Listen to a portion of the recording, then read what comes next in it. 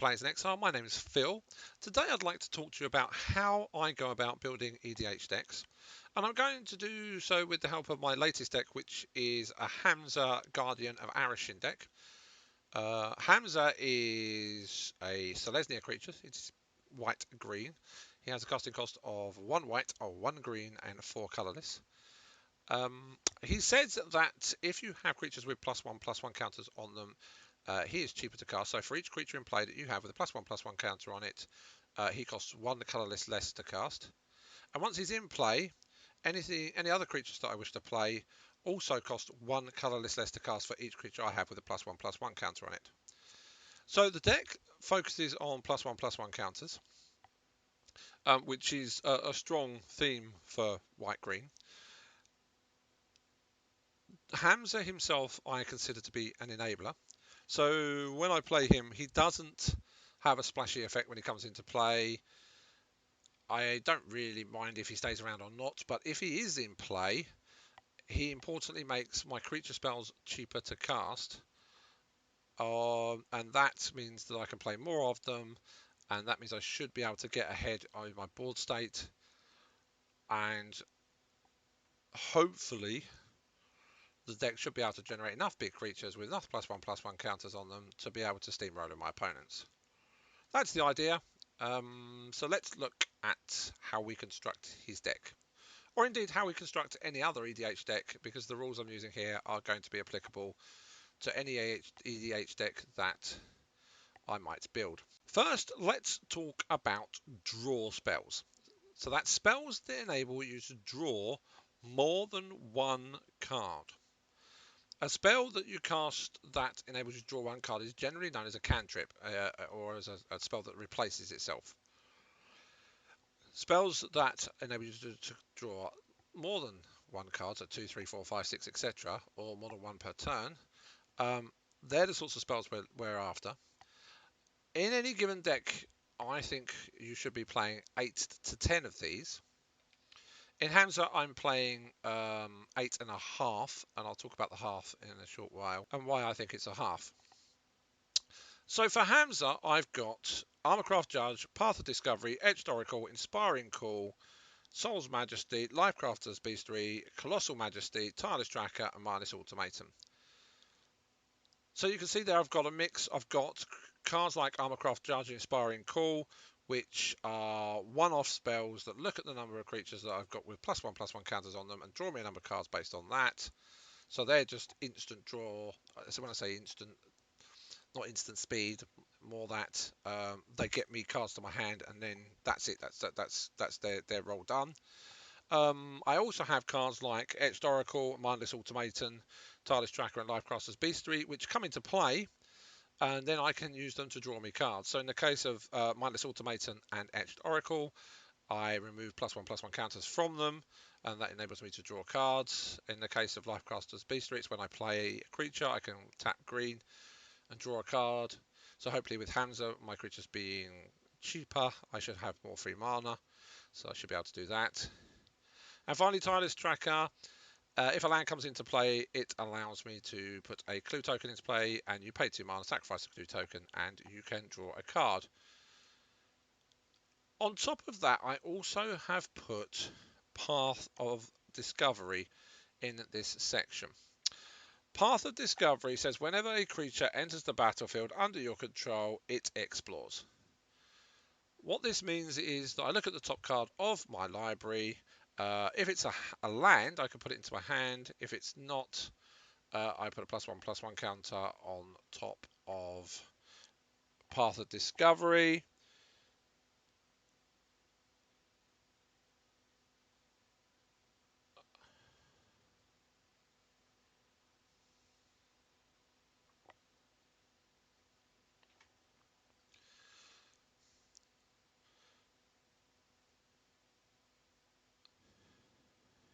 So in addition to those cards, I also have Path of Discovery.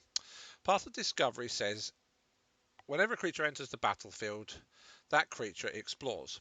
When a creature explores, you look at the top card of your library. If it's a land card, you reveal it and put it into your hand. If not, you can put a +1/+1 counter on your creature that is the one that's exploring that's just come into play.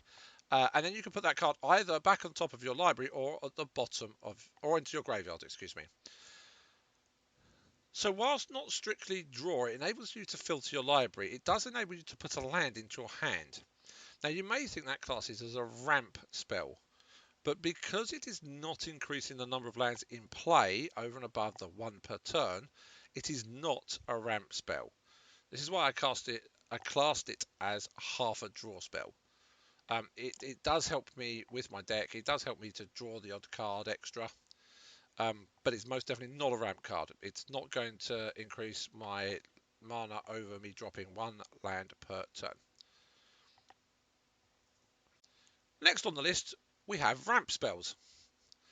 And again, I would be looking to play 8 to 10 ramp spells. Now, ramp spells are either those which enable you to put lands into play over and above that land that you can play on each of your turns, or they are spells that come into play and tap for mana, such as Soul Ring, which when you play it, it taps for 2 mana, or in this case, Incubation Druid, which is a creature. When it comes into play, you can tap it for mana, but if it has a +1/+1 counter on it, if it has a +1/+1 counter on it, you can tap it for 3. So my drawn spells are Incubation Druid, Crystalline Crawler, Gaia Sage, Fertilid, Rishgard Nima, Apima Renegade, Soul Ring, Kadama's Reach, Cultivate, and Abundance. Kadama's Reach and Cultivate quite straightforward. They just let me go and get lands. Fertilid allows me to spend +1/+1 counters to go and get a basic land and put it on the battlefield tapped strictly. So that's why it is ramp. Rishka, Gaia Sage, and Incubation Druid all able to tap. Crystalline Crawler, I can remove a +1/+1 counter off of it and add mana to my mana pool. And then lastly, we have Abundance. Now, Abundance isn't strictly a ramp spell and isn't strictly a draw spell, so I could have put it in either. But what it enables me to do is when I go to draw, I can opt to say land or non-land, and I can draw a number of cards based on that till I get what I need. So it's a filtering card. I could have put it in my other spells point, but I've put it here underneath my ramp, although I'm not entirely convinced it classes as ramp, to be honest. But yeah, play 8 to 10 ramp spells if you are able. The speed of the game is much faster now. If you've got your 8 to 10 draw spells, you're going to need the mana to play them. There's nothing worse than sitting there having lots of spells in your hand and having no mana in play to be able to use them. Once you've sorted out your draw spells and your ramp spells, the next thing to look at is spot removal. The idea of spot removal cards is to disrupt your opponent's plans. So spot removal can take many forms, but it tends to be cards that take out one of your opponent's permanents or stop them playing one of their permanents in the case of counter spells. In the case of green-white, we don't really play counter spells. In the case of Hamza, what I've got is I've got Slice in Twain, Stillbane Hydra, Revoke Existence, Aura Shards, Bramble Crush, Beast Within, Faith's Fetters, Oblivion Ring, Arrest, Swords to Plowshares, and Scavenging Ooze. So again, my suggestion would be to aim to play 8 to 10 of these. Here I've got 9. I've got 4 cards that are focused on targeting artifacts and enchantments. So they're the ones at the top: Slice in Twain, Stillbane Hydra, Revoke Existence, and Aura Shards. I've got 4 cards that are aimed at disrupting my opponent's plans. Usually it's an attempt to stop them being able to use their commander, especially in the case of Arrest and Faith's Fetters. Arrest and Faith's Fetters, neither of them exile a creature. They actually just enchant that creature and make that creature unable to block and able to use its abilities. So it kind of locks your opponent's commander where they can't get at it, rather than Oblivion Ring, which exiles it, which means they can put it back in the command zone and replay it. So Oblivion Ring I tend to save for playing on other things, which I think are having a significant impact on the game. Swords to Plowshares is just exile target creature. I think it speaks for itself. Bramble Crush and Beast Within, I've actually put them in there because they are both capable of dealing with Planeswalkers. They are both capable of dealing with other types of permanents as well, so they are not narrow, but they have that target permanent and target a non-creature permanent in the case of Bramble Crush, which means that they can actually target Planeswalkers, and I think being able to target Planeswalkers is important. They do get played quite a lot. There are a lot of them out there now. They're nowhere near as rare as they used to be back in the day, as you may say. So I thought they were a good selection. So those are the spot removal cards I've chosen for my Hamza deck. So we've looked at draw, we've looked at ramp, we've looked at spot removal. The next set of cards to look at is board wipes. Now, I don't feel that you need to be running anywhere near as many board wipes as you would your draw or your ramp or your spot removal. In this case, I'm running 4 of them. They're just a selection, in this case, of board wipes that I actually had to hand. There may be others that you would possibly choose to include in this deck instead of them. But the ones I've got are Route, because it can be played at instant speed, Terminus, Divine Reckoning, and Hallowed Burial. I think they all speak for themselves, really. 3 to 4 board wipes, I think that's fair in any commander deck.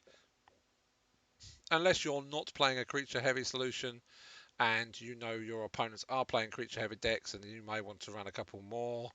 But really, that's sort of being able to build a deck with foresight in mind, and your deck. This deck, for example, I know the decks I'm playing against because I've had a hand in building them. But if I go and take this to my local game shop, I need to know that it will perform reasonably well against anything I come up against.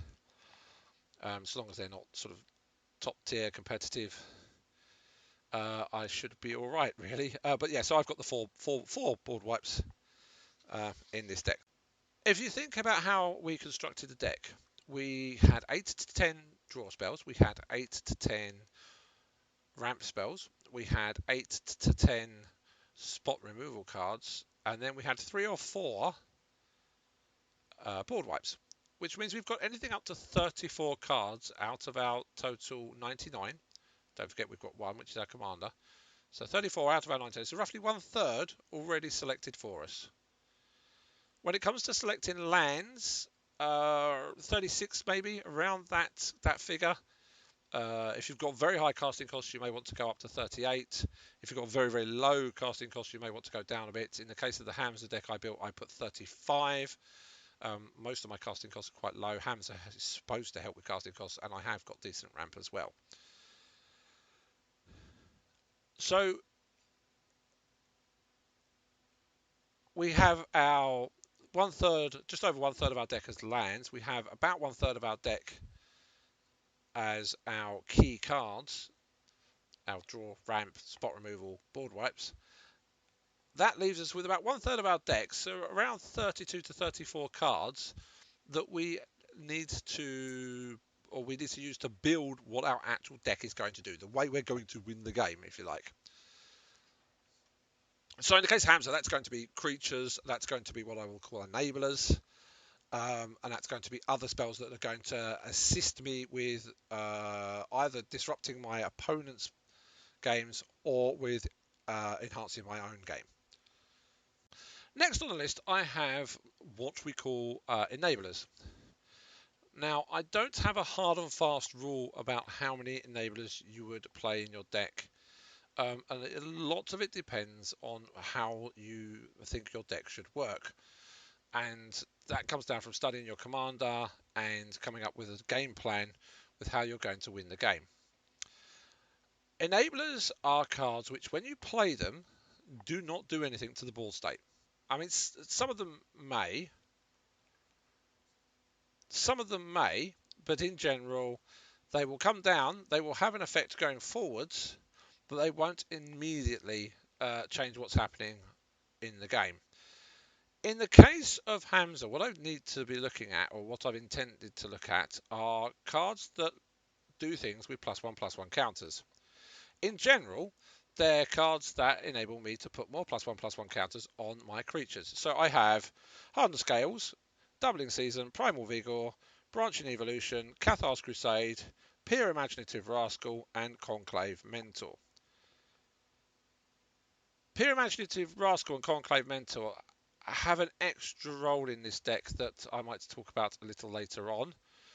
But in general, all of these cards enable me to put more +1/+1 counters on my creatures than I would ordinarily have been able to do if they weren't in play.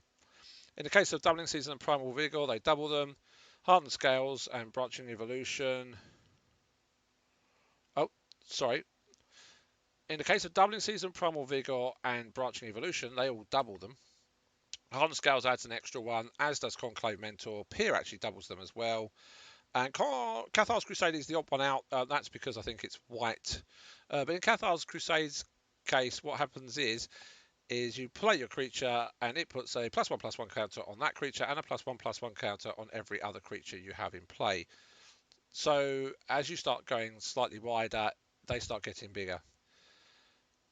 If you have any combination of these cards in play, the amount of +1/+1 counters you start being able to play on your creatures increases very rapidly. You go from putting 1 to putting 2 to putting 4, etc. A combination of Cathar's Crusade and something like Peer means that when you play your creature, you get to play 2 +1/+1 creatures on each of your creatures, and that's then not taken into account any +1/+1 counters that may have come with the creature you've just played, and any other enter the battlefield triggers that may have been triggered, which we'll look at when we look at the actual creatures in the deck.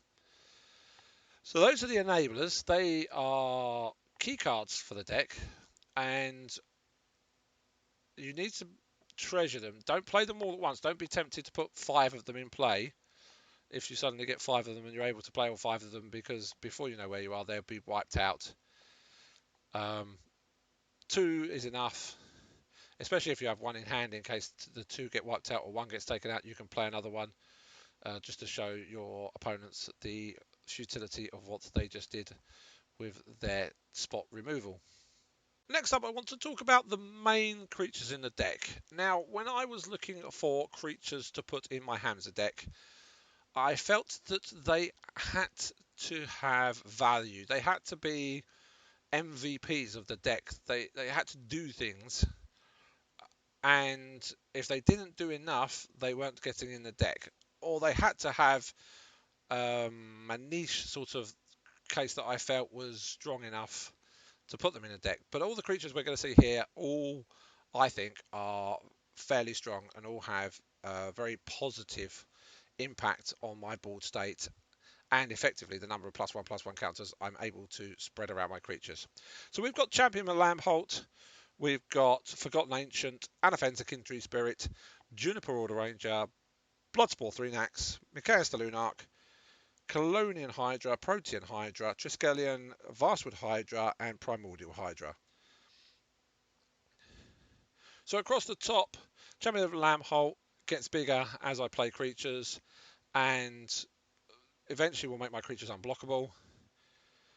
Forgotten Ancient enables me to spread +1/+1 counters around each turn. Anaphenza allows me to bolster when I play creatures, which is to put a +1/+1 counter on the creature with the lowest power, or I choose one with the lowest power. Juniper Order Ranger gets a +1/+1 counter himself when I play a creature, but he also puts a +1/+1 counter on the creature I've just played. So you get 2 for the price of 1. Bloodspore 3-Nax again enables me to spread +1/+1 counters around, depending on how many +1/+1 counters are on him. Mikaeus the Lunarch, again, I can tap him to spread out the +1/+1 counters among my other creatures by taking a +1/+1 counter off, but I can also tap him to put a +1/+1 counter back on himself. So he's a little sort of toolbox you can tap, untap, tap, untap. Depending if you are putting +1/+1 counters on your deck or not. Mikaeus the Lunarch, he enables you to tap him, take a +1/+1 counter off, put +1/+1 counters on all your other creatures, or tap him and put a +1/+1 counter on him, so he's a little toolbox. Again, he's able to sort of spread the love, if you like. And you can see now that if I'm playing one of my enablers, I'm moving +1/+1 counters around, and when I do so, I get more value and my creatures get bigger. Cloning Hydra, Protean Hydra, Vastwood Hydra, and Primordial Hydra are all X spells. If you cast your mind back to Hamza and what Hamza does, Hamza, depending on the number of creatures with +1/+1 counters in play, reduces the casting cost of that creature by that number. So when choosing the value of X, if we say, for example, I have 5 +1/+1 counters on 5 different creatures in play, I am able to reduce the casting cost of my Hydras by 5. So what I actually do is I decide how much mana I'm going to spend to cast the creature in the colour, so it'll be either 2 or 1 green. I then look at how much mana I've got, and I maybe tap an extra 3. I then add the 5 that Hamza is able to reduce the casting cost of my creature. I set my casting cost of my creature to 1 or 2 green, and then 7 or 8 colourless. Tap the mana I need to tap, taking into account Hamza's ability, play my creature, and it'll come into play with X +1/+1 counters on it. So Hamza is going to make me able to play bigger Hydras more easily. Triskelion comes into play with 6 counters on it, and importantly means I can remove 1 to ping someone or something for a point of damage. It's a useful little creature on its own.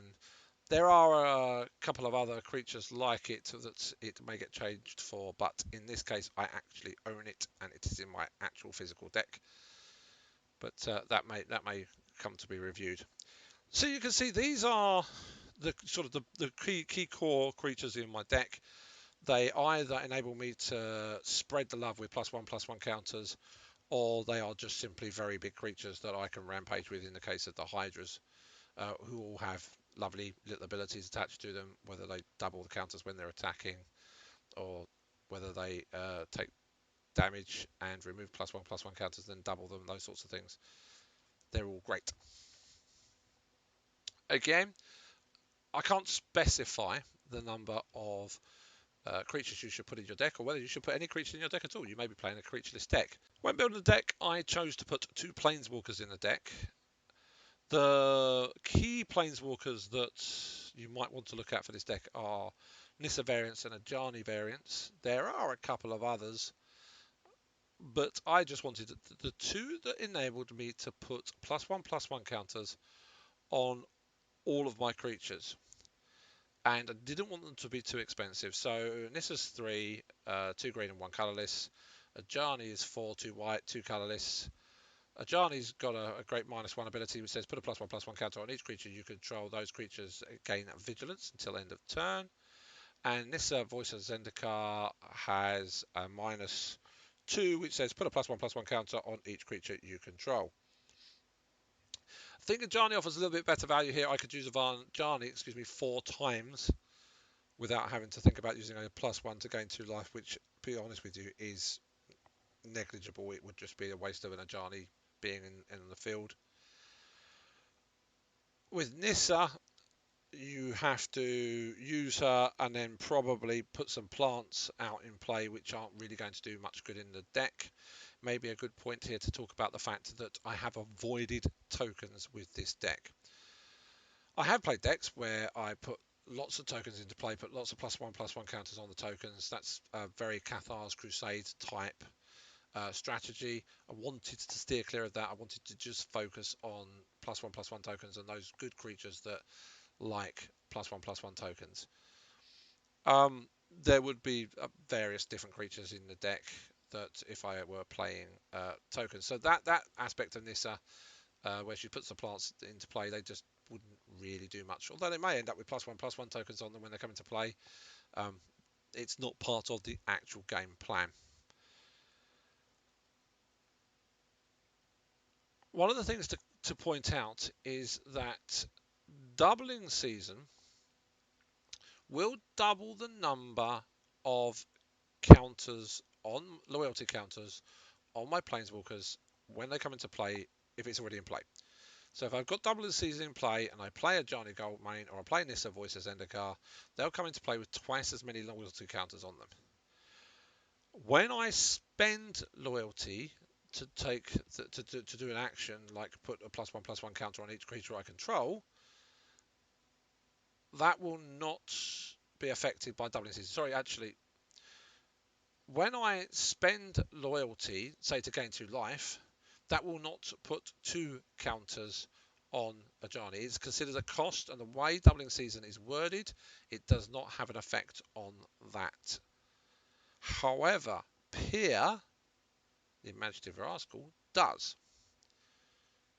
So if I did have Peer in play, not only does he double the number of counters that go on to Ajani Onissa when they come into play, if I do use their plus abilities, then I do get double the amount of counters because of the way he's worded and how differently that is to doubling season.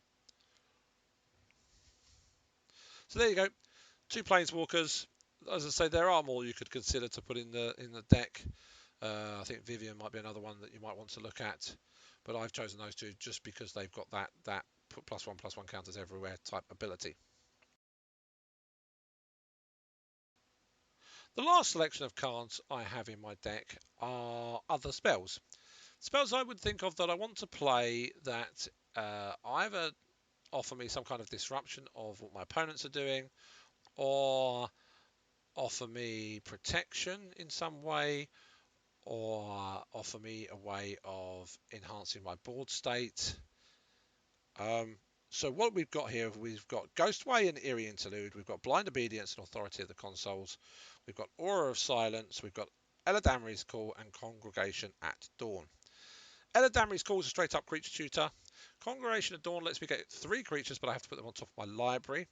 The idea there being that I've got the capacity to draw, so I should be able to draw them once I've put them there, and it's not going to sort of stall me out, as it were. Aura of Silence just is designed to slow down anyone using an artifact deck or an enchantment deck, but it can also be used as spot removal in a pinch. Blind Obedience, Authority of Consoles are just there just to slow my opponents down. They're just there for, to be honest with you, to be slightly annoying. It helps if my opponents are just having to put things into play tapped and can't quite use them that turn they're coming into play, especially with things like ramp, with things like their creatures they may be playing, that sort of thing. Ghostway and Eerie Interlude. My original thought was this. I know Rhystic Study, not Rhystic Study. My original thought was this. I know Cyclonic Rift is played in blue decks. I know Cyclonic Rift is very popular. I know Cyclonic Rift will kill my dead deck. Dead. Sorry, let's start again. With Ghostway and Eerie Interlude, my original thought was this. I know that Cyclonic Rift is played in a lot of blue decks. I know Cyclonic Rift will kill my dead deck if it's played. I know other board wipes are played. I know I'm playing board wipes myself. And they will also have a negative impact on my deck if they are played. And I was looking for ways around this. Now there is the Teferi spell. But that's £30–35 sterling, and I don't have that sort of money to justify spending on one spell. It's also why the Great Henge is not in my deck, because that's 40, although the temptation to ask for them for a birthday or for Christmas is quite high. However, both Ghostway and Eerie Interlude were available. I already had an Eerie Interlude. I've actually purchased a Ghostway.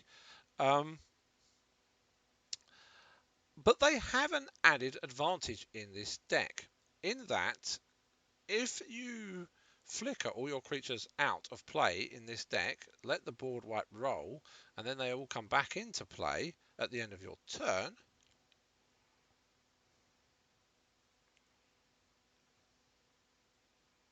yep, it is at the end of the turn, sorry, just double checking, doubted myself for a second there. So you let them come back and play at the end of the turn, all of their triggers trigger at the same time. Becomes a bit of a mathematical nightmare, but you can imagine I've got Juniper Order Ranger in play, so when that comes into play, he puts a +1/+1 creature on all the other creatures, and he gets +1/+1 creatures for all tokens. You can imagine that all my creatures come into play at the same time. So if I've got Juniper Order Ranger and he comes into play with several other creatures. He'll put +1/+1 counters on them. He'll gain +1/+1 counters himself. Gaia Sage will benefit from the +1/+1 counters. I'm trying to think if we've got Champion of Lambholt, for example. He'll get +1/+1 counters on her. Let's do this again. So if you cast Ghostway or Eerie Interlude, all your creatures phase out until the end of the turn. They come back into play. Actually, let's try it. If you play Ghostway or Eerie Interlude, all of your creatures will be removed from the game. That means they remove all the +1/+1 counters on them until the end of the turn, at which point they come back into play. But they all come back into play at the same time, and they all trigger at the same time, which means all of their effects trigger at the same time. So Juniper Order Ranger will put +1/+1 counters on each of the creatures, and put +1/+1 counters on himself. Anna Fenza, she will bolster for every other creature that's coming into play. Who else have we got here that I can think of? Champion of Lambholt will put +1/+1 counters on themselves for every other creature that comes into play. So you can see how they would help each other. If Peer comes into play, they're all doubled. If Conclave Mentor comes into play, they all are placed on +1 extra. So it's effectively, if Juniper Order Ranger and Conclave Mentor come in at the same time, Juniper Ranger will put a +1/+1 counter on each of the creatures. Conclave Mentor will add an extra one. And then for every +1/+1 counter you put on Juniper Order Ranger, you will also be putting an extra one on for each of those, because they are all separate triggers for each of those other creatures that come into play. If your enchantments are also hanging around, so if you still have Cathar's Crusade, for example, for every one of those creatures that comes into play, you put a +1/+1 counter on each of those other creatures. If Conclave Mentor is one of those creatures, every time you put a +1/+1 counter on all of those other creatures for Cathar's Crusade, they get not one, they get two. But you do that for each of the creatures. If there's 5 of them, you do that 25 times. That's 50 counters in total, I think. I may have got that math wrong, but I hope I haven't. So Ghostway and Eerie Interlude in this deck, they offer me both a defense, but also a very significant offense. I could do this at the end of an opponent's turn. I could go Eerie Interlude at the end of the opponent's turn, just before it's my turn. All my creatures are removed, and sorry, you can't do it strictly at the end of the turn. You have to just before they end their turn. So at the end of their second main phase, you have to get that timing right. So at the end of their second main phase, you play Eerie Interlude. They go to their end of their turn. Your creatures come back into play. You get to do all that math. You get to put loads of tokens on play. Come to your next turn, you can do whatever you want to do to whomever you want to do it to, because you should have lots of big creatures in play. So there you have it. That's how I would look at building a commander deck. I start off looking at the draw spells, try and get 8 to 10 of them. Hopefully I can. It's possibly difficult if you're playing mono white. There are artifacts that'll help you do that, so try and play as many of those depending on your deck strategy as you can without making them too expensive. Then I would look at the ramp. Again, in the Hamza deck, I've only got one ramping artifact. I've only got Soul Ring, and that's because I've got lots of other cards that can ramp for me. But in a lot of other formats, you'll be playing many more artifacts like Commander Sphere, Soul Ring, and various others that allow you to tap for mana. So being able to play with enough ramp in other colour combinations is usually fairly easy, even those that aren't usually associated with ramp. Then we looked at spot removal. Try and play up to 10 items of spot removal, unless you're being really heavily controlly or you're playing lots of sort of counter spells or that sort of deck, or very few creatures, and you want to have a lot more, much more controlling deck, I guess, is where I'm coming from. In my case, I've played a balanced amount of artifact enchantment, creature removal, and also tried to make sure that I had the ability to target the graveyard and also to target Planeswalkers if I needed to. Then we have board wipes. 3 to 4 board wipes should be enough. Most spells have different types of board wipes. When I think of board wipes, you might think that I'm just talking about creatures. I'm not specifically just talking about creatures.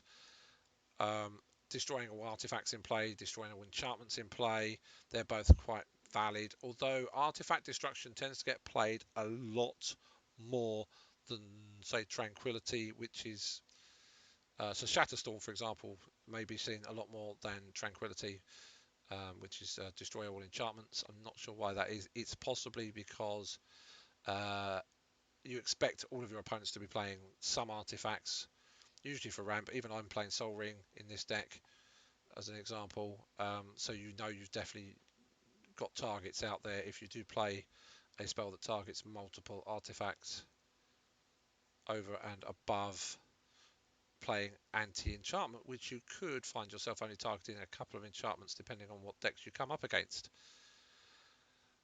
So bear that in mind. Board wipes don't necessarily just target creatures.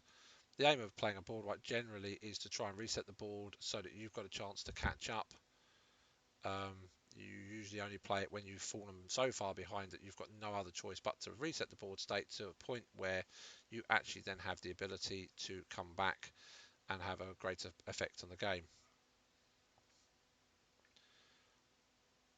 Then you should look at your lands. As I say, try to play 36, 38 if you've got high casting costs on average, or down to about 34 if you've got very low casting costs, but 35, 36 I think is probably the magic number at the moment.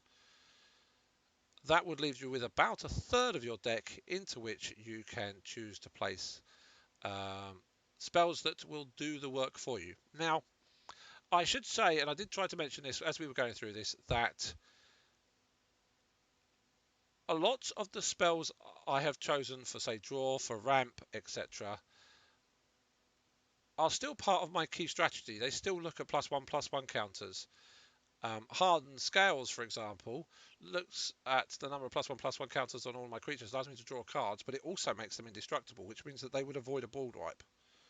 A board wipe like Wrath of God, for example, that destroys all creatures.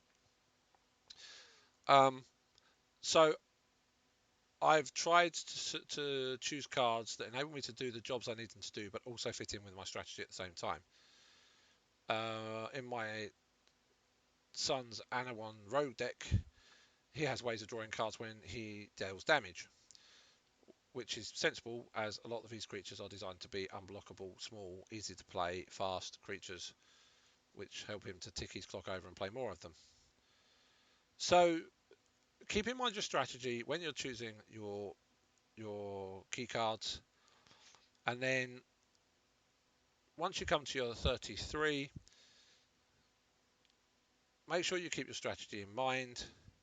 Choose the cards which best suit your strategy. Don't be afraid to experiment. In this case, I used enablers, creatures, and other spells, and a couple of planeswalkers. You may find that your deck's a combo deck, and you end up playing 33 pieces of combo. You may be playing Gave Guru Spores, for example, and that combos with just about every card in your deck. So it does depend on the type of deck you want to play as to what cards you choose to play. I hope you found that useful. If you have, please don't forget to like and subscribe. Thank you very much for watching Players in Exile, and I'll see you next time.